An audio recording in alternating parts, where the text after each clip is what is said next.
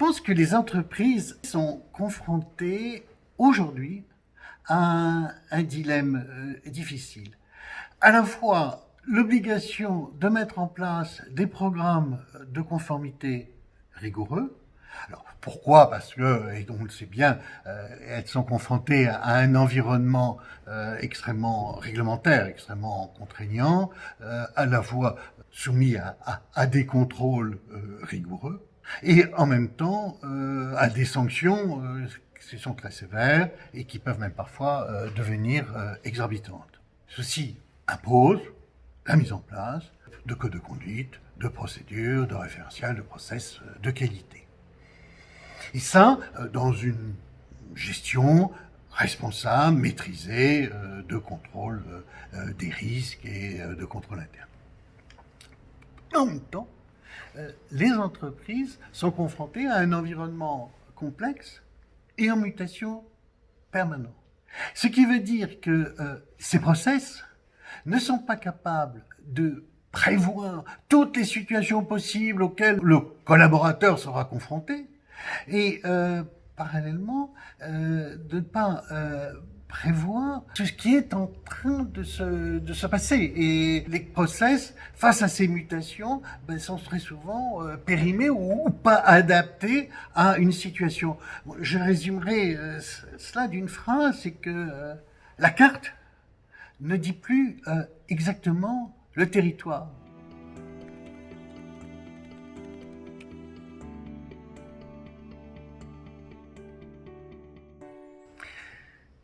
Ces grands enjeux s'inscrivent dans les mutations majeures que connaît notre monde. Ces mutations, pour moi, c'est d'abord la crise des institutions qui a illustré très largement la pandémie de la Covid-19 avec une crise des États, des systèmes de représentation. Mais cette crise est plus globalement une crise de la gouvernance mondiale, que ce soit à travers le multilatéralisme, la crise des grandes organisations gouvernementales internationales, et qui se traduisent par des demandes sociétales de la part des opinions publiques croissantes.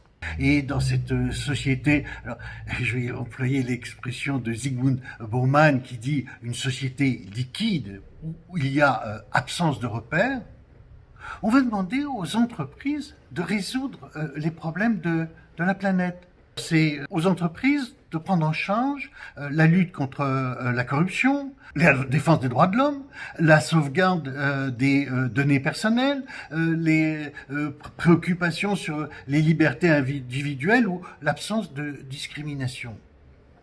Est-ce que l'entreprise est à même de s'engager sur de tels sujets? En tout cas, il y a une demande qui s'exerce par une pression forte, y compris sur l'image, sur la notoriété des acteurs économiques, et qui impose de développer des formes innovantes de prise de conscience, capables de détecter les signaux faibles, de comprendre ces demandes sociétales et d'apporter des réponses intelligente pour que l'entreprise demeure agile et capable de s'adapter à cet environnement.